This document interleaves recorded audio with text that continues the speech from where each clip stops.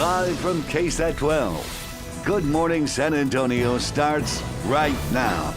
Good morning, San Antonio. I'm Jonathan Cotto, and hello, it's Thursday, June 8th. We're inching our way to Friday, as you call it, Friday Junior. Friday Junior, Friday Eve. Happy Thursday. Happy Thursday. It all works. You know, I have to say, I typically don't wake up at 2 o'clock in the morning every day, but I was surprised to see that it was 73 degrees so early. Already, yes. Already. I hear it's just the beginning, and I hear it'll get even hotter this afternoon, and we'll go ahead and check in with Justin. I was able to get that run in on Global Running Day, and boy, did it get warm. Good. Yeah, you did it early, though, right? Or in the evening? Well, yeah, in the evening. That's good. You're right about the heat. That's going to be a big story next week. We don't want to talk about that yet, though. Let's talk about the rain and the potential for rain today. We have some storms in the forecast. Last night, there were some storms that skirted just to our south, so places like Eagle Pass and Laredo got some rain out of that. Some storms up across the hill country, but nothing here. What about today? I think our chances increase a little bit. Right now, it's sunny. You would never know it, but as we get into the afternoon, we should see some of those clouds develop and some showers and storms take shape. Here's a look at the weather headlines. So yes, another round of storms this afternoon. What about severe weather? Well, the setup is there today where we could see a couple strong storms. Hail and gusty winds would be the main threat. So we'll be keeping a close eye on that. And if anything does pop up, we'll, of course, let you know in the KSAT weather app. Coming up at 9:30, we're also going to check in on the drought. Some improvement there, as you might imagine, with some of the recent rains. We'll get you some of those numbers, and we'll show you that map. 79 right now. Dew point is at 69, so a lot of humidity. East-southeasterly winds at about 3 miles per hour. In the KSAT 12-hour forecast today, expecting mostly sunny skies through about lunchtime, then partly cloudy, and we add in those storm chances, 30% here in San Antonio. And we'll watch as some storms probably gather to our north and make a run at San Antonio this afternoon. Then those rain chances start to diminish as we head into the evening hours. Once we lose the daytime heating, temperatures today will be up into the low 90s, so still hot, but hopefully some showers to cool us down. More on this forecast, plus, again, the heat coming up, and we're officially going into El Nino. That was just announced as well. We'll have much more on all of that here in just a few minutes, guys.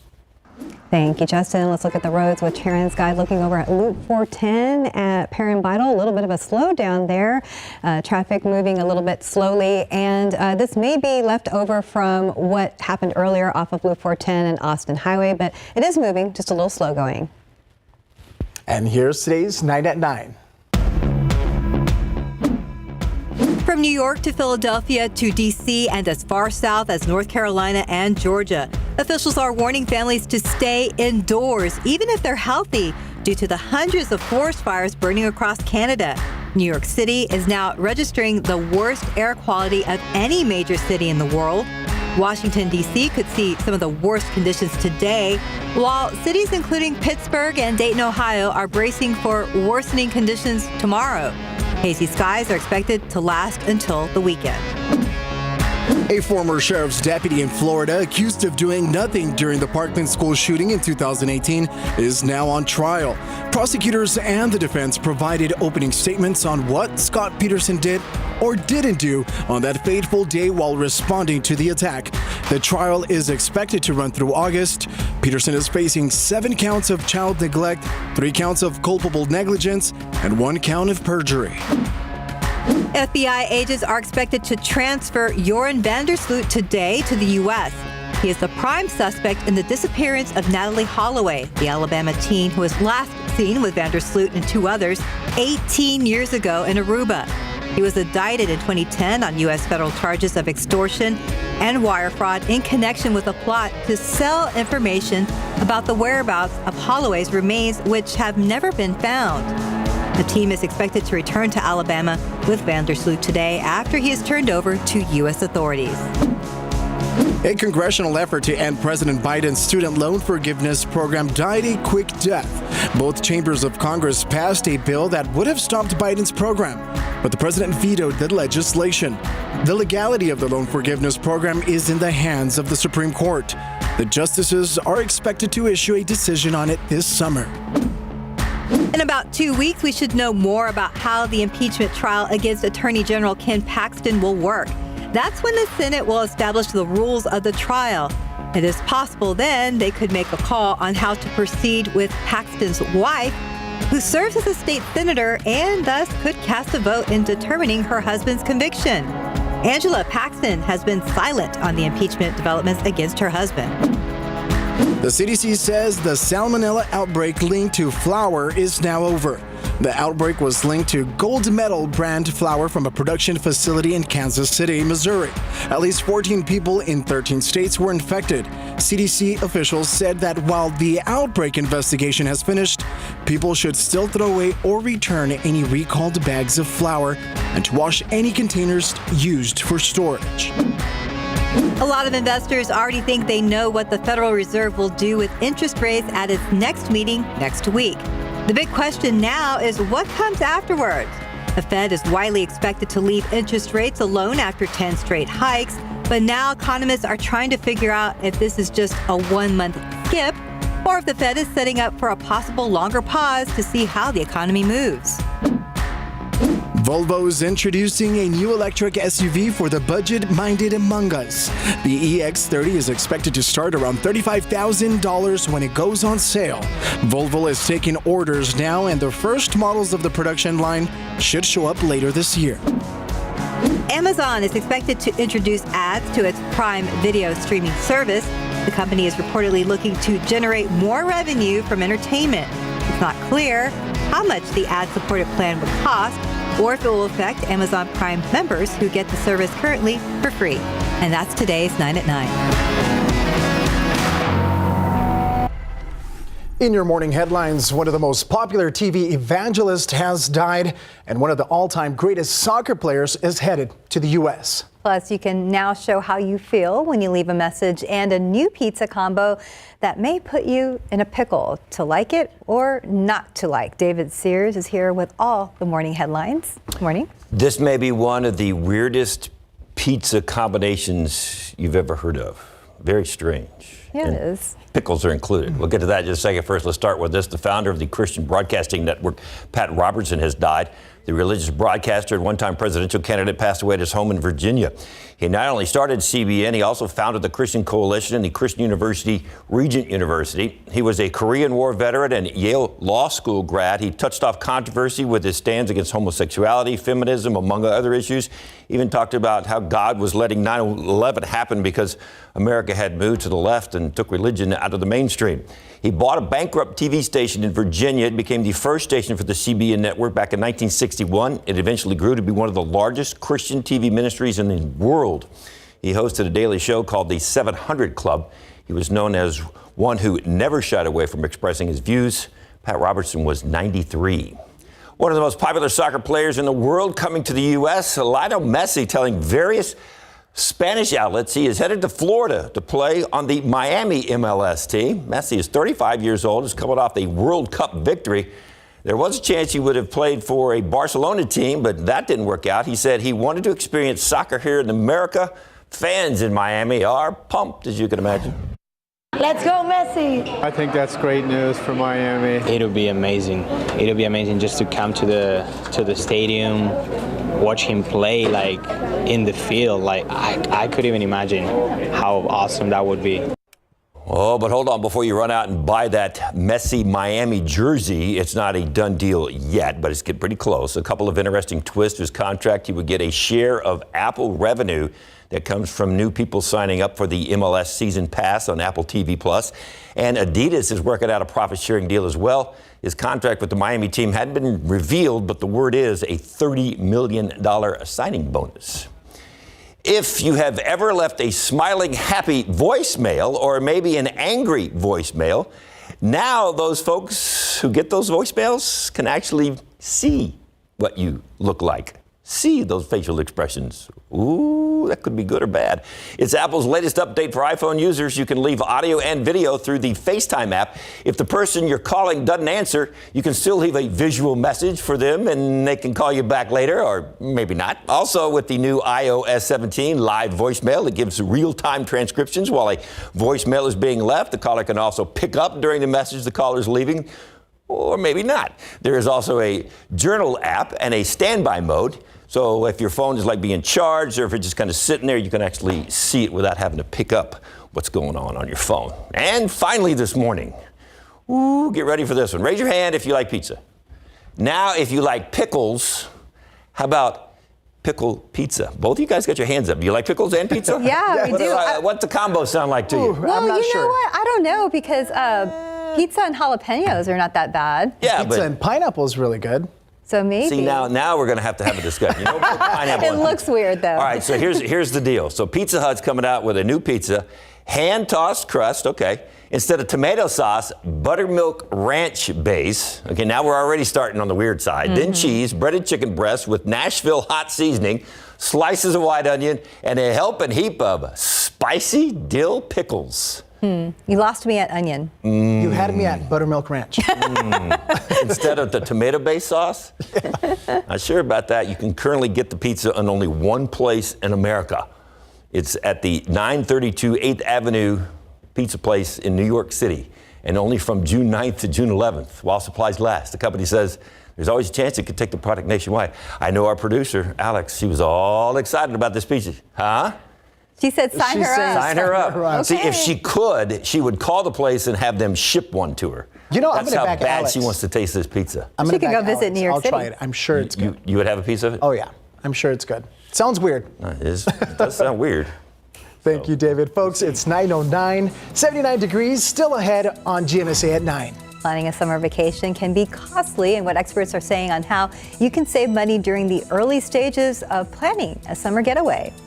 Plus, as forest fires continue in Canada, so does the dangerous haze in New York City. The latest on what officials are expecting for air quality throughout the day and weekend when we come back.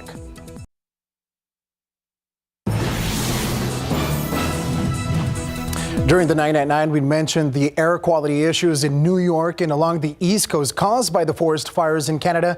People in several states told to stay indoors even if they're healthy. And as ABC's Lindsay Watts reports, the conditions could be worse today and into the weekend. Right now, hundreds of forest fires are blazing across Canada, threatening buildings, forcing evacuations, and across the border, blanketing U.S. cities in a thick and dangerous haze. The levels of health concern that is clearly alarming for New Yorkers. This is the highest level index of our knowledge since the 60s. New York City is now registering the worst air quality of any major city in the world. We are making available 1,095,000 masks that we made available at state facilities. The orange skyline looking more like Mars. Very, very scary just walking down the street and feeling like I'm going to have an asthma attack. From the Big Apple to Philadelphia to D.C. and as far south as North Carolina and Georgia, officials are warning families to stay indoors even if they're healthy.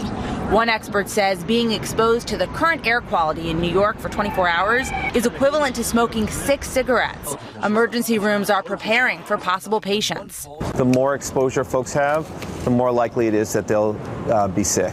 D.C. could see some of the worst conditions today, while cities including Pittsburgh and Dayton, Ohio are bracing for worsening conditions tomorrow. Hazy skies expected to last until the weekend.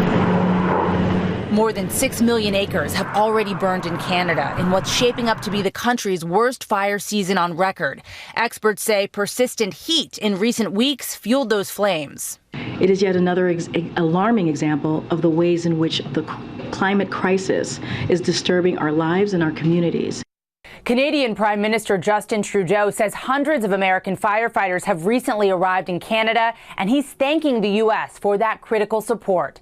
Lindsay Watts, ABC News, Washington.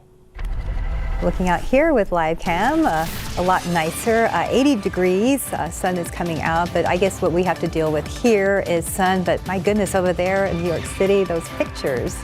Oh man, it looked almost like apocalyptic yesterday. Seeing the picture, it was orange and the air quality is just so very bad. It's going to be bad again today. I do think there'll be some improvements by the weekend. And we have the smoke forecast that we can show you here, so those folks will finally get to see a little bit of relief. Right now, so the green color, and that's where the smoke is at its thickest, or where you see kind of the lighter green. That is where we've got some pretty thick plumes of smoke, and it's still coming through New York City, so they're going to see more of that today. And this model shows that by the afternoon, still there up and down the East Coast. But as we get into tomorrow, maybe a little bit less. And then by the weekend, it gets better and better. Still going to be some smoke around, but nothing like what they were looking at yesterday. So very bad up there. And thankfully, we have not had to deal with any of that. That smoke has not made it down here. It's been mainly an East Coast thing. Let's go outside for you. Sunny right now, 79 degrees. We're not seeing any cloud cover. We had some showers that moved to our north earlier, a few to the south of San Antonio. But with all the sun right now, that's going to help to destabilize the atmosphere a little bit. So you'll see temperatures jump up. Humidity is way up there. And as we get into the afternoon, we'll watch for more showers and storms to develop. Now, I want to show you the radar over the last 6 hours or so. And you can see those storms I was talking about that came out of West Texas. We had one there that came through the hill country, another one that came south of San Antonio, but we didn't get any rain here. We did record some rain in places like Eagle Pass and Del Rio, some welcome rain. As we look at the outlook for today for severe weather, we haven't really talked about severe weather the last couple of days. The setup hasn't been there, but today things improve a little bit in the sense that we could see maybe some stronger storms with anything that develops. The Storm Prediction Center has placed some of our area within a scattered risk for severe weather on a scale of 1 to 5, about a 2. And this does include San Antonio and places off to the east, and then an isolated risk west of that. So let's look at the computer models here, and this is just one model, but it does show storms trying to build south as we get to, say, 2, 3 o'clock this afternoon. This is when we could see some of those stronger storms, and then some of that will work perhaps into San Antonio 3 or 4 o'clock later today, and then stick around through dinner time, maybe the evening commute before everything kind of dies down 8, 9, 10 o'clock. We'll see if that's the way it plays out. It's going to depend on outflow boundaries and where we initially get some storm development. So these models are not perfect, but I think it gets the general idea across that our risk for storms is a little bit higher today than it was yesterday. So by 11 o'clock, 86, 87 noontime, and then by the afternoon, there's our 30% chance of rain. Now, temperatures are still going to be hot, 92 at 4 o'clock. But if we can get some of these storms in here by that time, that'll drop temperatures and we'll get some nice relief from this heat. And we want it. Trust me. We look at the extended forecast. It's not pretty. 20% chance forecast. 20% chance of rain is in the forecast, 8, 9 o'clock. And then again, those rain chances start to fall off. So let's look at the futurecast down the line. These are upper level winds that we're looking at here. And we look for that upper level ridge. You remember this thing. This is that summer heat high that we don't like so much. It starts to make its presence known by Monday into Tuesday, but really by Wednesday it starts to build and strengthen, and I think that's when we could see some of our hottest temperatures next week. In fact, look at the daytime highs Wednesday next week. 100 is what we're forecasting here in San Antonio, and I do think we're going to see triple digits for the first time, widespread at least, around the area. So heads up there. 97 tomorrow, 97 Saturday, small chances for rain. Again, today's kind of our last good chance of showers and storms, I think. And then 98 Sunday, 99 Monday, 99 Tuesday, and 100 on Wednesday. There it is. It's in the forecast. The triple digits. Sorry to do that. But we're going to focus on today and those rain chances. Gotcha. You didn't dance around it. It's just is. It is what it is. All right. Yeah. Thank you, Justin. Give me a couple months, Justin. I'm going to be waiting for those cold fronts. Yep. Yeah, wait a couple months. Yeah. Thank you, Justin. Yeah. Time is 9:19. Temperature is 80 degrees. When we come back, we're going to speak with an expert about the popular buy now, pay later apps. We're going to find out which ones seem to be the safest and which ones are not, plus some advice on how to keep your information secure.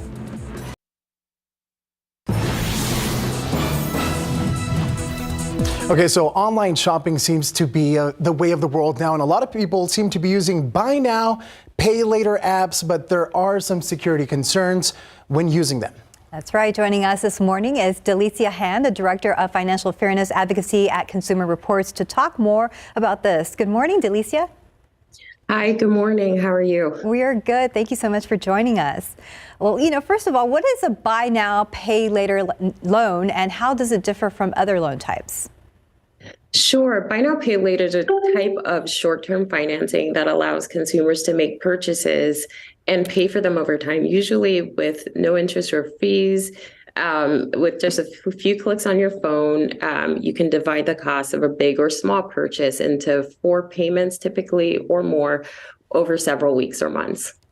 Now, Delicia, that sounds very attractive. Buy now, pay later, but what is the main concern for consumers? Sure. Well, we found some positive things, which is apps across the board seem to clearly disclose various policies, and they do provide adequate security practices. But our primary concerns were that the apps lack clear disclosures that could lead to unexpected charges for consumers. Most apps don't notify consumers in real time when fraudulent charges or suspicious activity is detected. Some apps also collect and share users' personal data, which really isn't needed to use or process the loans. And many apps can make it challenging for users to protect their privacy. And Consumer Reports analyzed the top 8 buy now, pay later apps. So how was this analysis conducted and what aspects were you comparing? Sure. Well, we have a comprehensive framework which looks at many different principles which we believe should be the drivers of these products. They should be safe to use. Many consumers have a broad footprint on the internet right now, so we want to make sure that they are safe using the industry practices. We also want to make sure that consumer information is private and that companies are engaging in a transparent process. We reviewed publicly available documentation in the apps on the websites. We also have a team of testers who actually download all of the apps and use the apps themselves. Looked at performed some technical tests on the process. We engage consumers who are actual users of buy now, pay later, and we also asked them a variety of questions about their experience, as well as had them go through and use the app for multiple purposes. And then last, we surveyed consumers across the country who use all kinds of apps as well as buy now, pay later apps. Thank you, Delicia. Well, this is it sounds like a very attractive service, and surely a lot of companies are jumping on board. What was the top rated app and why? So PayPal was a standout for all of the measures we evaluated: safety, privacy, and transparency, where we looked at what companies do to protect and notify users against fraud, what information is collected, shared, and how it's used. And then again, how do the companies actually leverage the app space to go beyond the convenience of payment to convenience the consumers to make sure that information is simple, plain, direct, and accessible in the app. PayPal went beyond the practice that we see, which is auto emails if there's suspicious activity. So imagine the credit card scenario where you see a transaction that's not yours and you get a call from the credit card. PayPal has a similar practice where they will actually intercept transactions that they suspect to be fraudulent, and they'll reach out before the transaction goes through. So that we felt was important. Other companies don't do that. The transaction goes through, and it's on the consumer to notice the auto email that you get when a transaction is made. Additionally, they stood out because of the privacy controls and settings in the app. They're more clearly labeled. Simple and easier to access, and users can manage their own settings in the app. And what about the lowest ranking apps? What were the common factors among the lowest ranking apps? Like, what concerns should consumers have? Sure. In the lowest ranking apps, what we saw on those same metrics, fraud or privacy, safety, and transparency, particularly around their management of fraud, which is, look, they may be able to identify and intercept fraud. So we did see across all the apps industry standard security practices, but what do they do to actually notify consumers if there's a concern? We saw too much reliance on auto emails, and it's really on the consumers to then look at those emails, and companies did not necessarily clearly make it plain to consumers that that is the way that the company notifies you about fraud or suspicious activities. Additionally, we wanted to see companies go beyond those auto emails, right, which is to intercept the transactions and then reach out to consumers if there's suspicious activity detected. Additionally, what we saw was instead of using the apps and creating very simplified language and integrating that into the user process where you can get pop-ups or just helpful information for consumers to do a privacy checkup or just check in general that everything in the app is as they want it to be, we see a lot of default to complicated terms and conditions, right? So it is unlikely that consumers are going to go through and read all of the details in 3.5 point font within an app. We need to leverage, we want companies, and this is what we saw in the lowest the companies who scored the lowest, which is they defaulted to these overly complicated terms and conditions and really didn't situate consumers with respect to their rights within the app. I think you're right, Delcia. Reading that fine print is something a lot of people don't do. Lastly, what advice do you have for people who use buy now, pay later loans? Sure. Well, first thing, recognize that not all apps and not all the loans are exactly the same. This is a relatively new product in the U.S. market, and it has evolved very quickly over the last few years. So consumers should read the terms and conditions, take a screenshot, come back to it later. Because the products evolve over time. Many companies have started with the 0% interest, no fee loans, and then over time they have evolved to fee-bearing products, which could result in a cost to consumers. So we're asking consumers to take the responsibility of making sure that they're clear with the company that they're doing business with, that they know the terms and conditions. All right, Delicia Han with Consumer Reports. Thank you so much for joining us this morning. You're welcome. Thank you.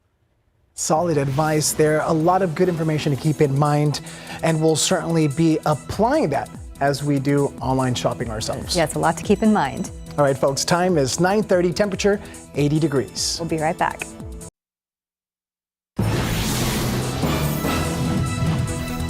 Now, downloading apps is something we all do these days and something that takes no time to do. But experts say we do need to be more careful what we download. That's true. As ABC's Lindsay Watts explains, there are malicious apps out there capable of stealing your money and your personal information off your device once downloaded. These days, it feels like there's an app for everything. But before consumers download, CNET's Bree Fowler warns that some apps' sole purpose is to scam you and others, ready to take advantage of the fact that so few of us read through all the terms and conditions. Scam apps can come in a lot of forms. They could be disguised as a game. Lately, we've been seeing ChatGPT themed scam apps. And the scam could be looking for lots of different things. It could be looking for your personal information. It could just be looking for money. And it could be just looking to fleece consumers, making them pay subscriptions that they just don't need. Tech giants like Apple and Google say they have rigorous vetting processes to stop malicious apps from ending up in their app stores. Apple says it rejected nearly 1.7 million app submissions last year for failing to meet its standards for privacy, security, and content.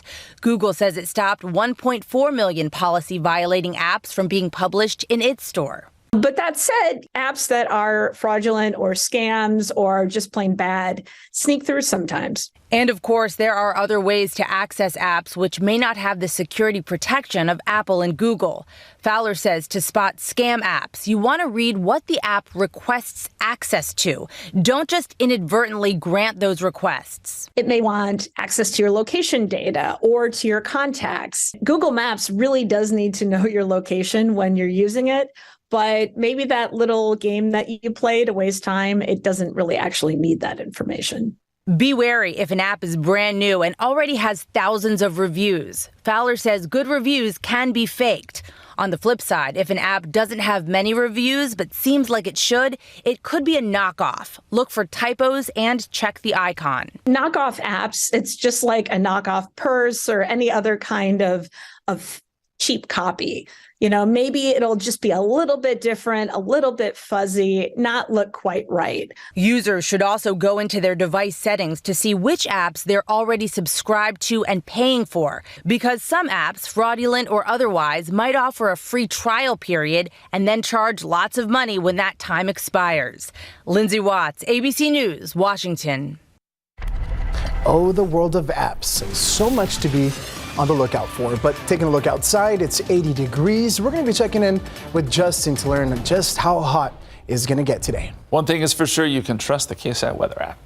It's a good one. Now, we'll keep you alerted of what goes on today because we are expecting some showers and storms to develop this afternoon. Right now, there's nothing out there. We've got sunny skies. So let's walk you through the forecast right now as you plan out your day. Know that rain chances start to increase right after the lunch hour, and by, say, 2, 3, 4 o'clock, we're looking at a 30% chance of some showers and storms. We also need to mention there's a threat for some stronger storms here today just because of the setup. That rain chance continues right on through the 7 o'clock hour before we start to bring it down. There could be some pockets of heavy rain mixed in there, too. As far as the severe weather risk, I'd say hail and winds are your main threats. It's not going to be with all the storms, but a few of these storms could pulse up. There could also be 1 or 2 storms that produce some decent rainfall, so there is a slight risk of some flooding in there. Pollen count, we had a lot of people asking about this. It is low today. It's at 330. Molds are down significantly. We love to see that. Coming up here in just a few minutes, we're going to show you the drought monitor, show you how we've improved. It's looking better and better. Those details coming up here in just a couple minutes, guys.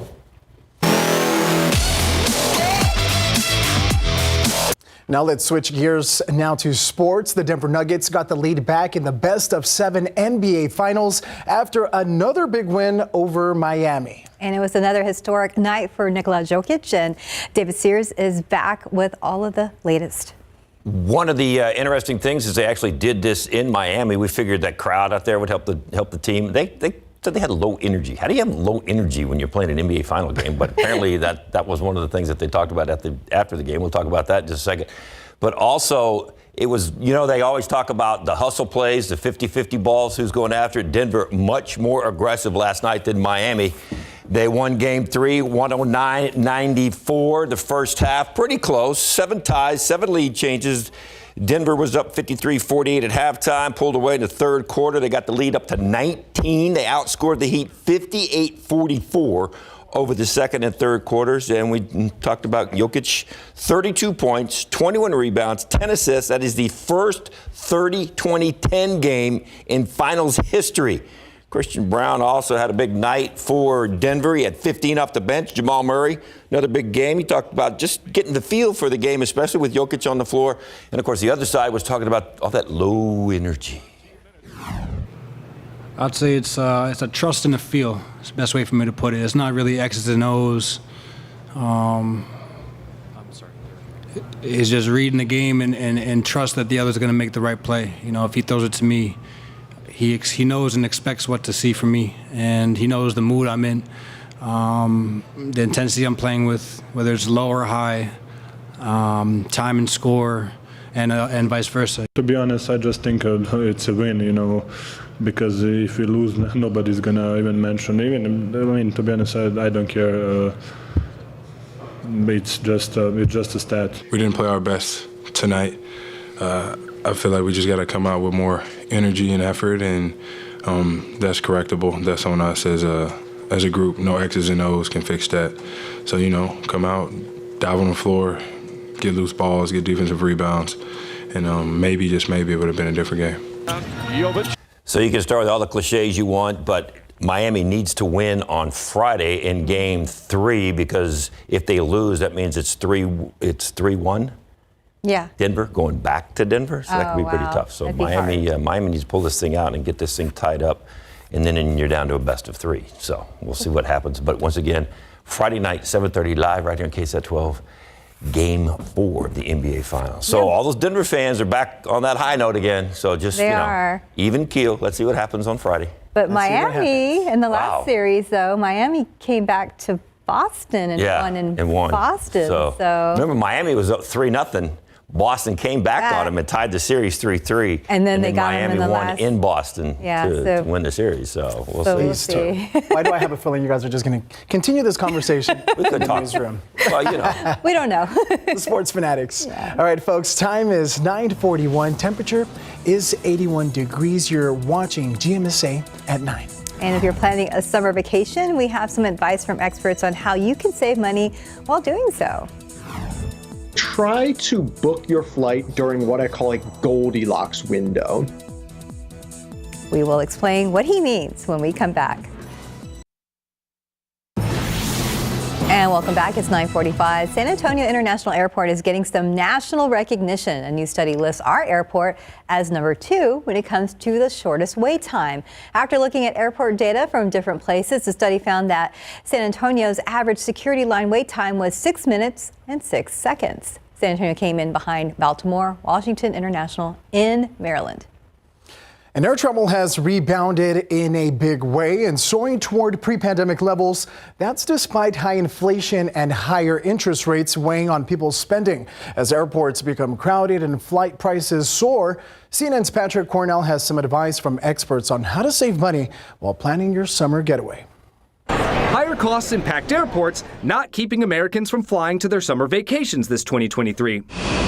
According to the International Air Transport Association, 4.35 billion people will travel by air this year, not far off the 4.54 billion passengers who flew in 2019. Travel today looks much more like it did in 2019 than it has any of the past 3 years. So what can you do to make your summer vacay more affordable? I wouldn't push your luck. I certainly wouldn't wait until the last minute. Travel expert Scott Keyes has these tips to help you save money while planning your travel. 1. Flexibility is key. Consider flying on weekdays or less popular travel days when demand is lower. That's when airlines often offer discounted fares. Try to book your flight during what I call a Goldilocks window. He says that's 1 to 3 months in advance for off-peak months or 3 to 7 months for peak times. 2. Set fare alerts. You can sign up to get them from your favorite airlines or price comparison websites. They track the prices of your desired flights and notify you when prices drop.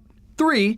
Explore different airports. Sometimes nearby airports offer better deals. Getting a little bit creative can sometimes lead to some pretty substantial savings. 4. Travel light and pack smart. Skip checking bags to avoid extra fees. And finally, reconsider expensive hotels. Explore vacation rentals, guest houses, or hostels.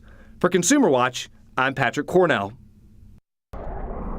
And welcome back. It's 9:47. I know we had our share of rain kind of last week and the beginning of this week. Are we going to see it go away for a little bit? Today, I think, is kind of our last day of decent rain chances. It's not to say we couldn't see a stray storm or two next couple of days, but I think today's kind of it, and then we're going to transition into the summer pattern that we don't like so much. Rain did fall last night. We didn't get any here in San Antonio yesterday. We didn't see any over the past 24 hours, but some places did. Bracketville, Del Rio, Eagle Pass picked up some rain last night. These are areas that do need it. Devil Sinkhole, about 9/10 of an inch there. Medina, Ingram, Fredericksburg, all picking up some rain from some overnight storms, and then a few storms yesterday afternoon there around Medina that dropped some pretty good rain. Question is, will we see some today? And also, has this helped out our drought situation? And it has. It has. We're starting to see the drought. We've been chipping away at it. Now, this is the newest drought monitor, just came in today.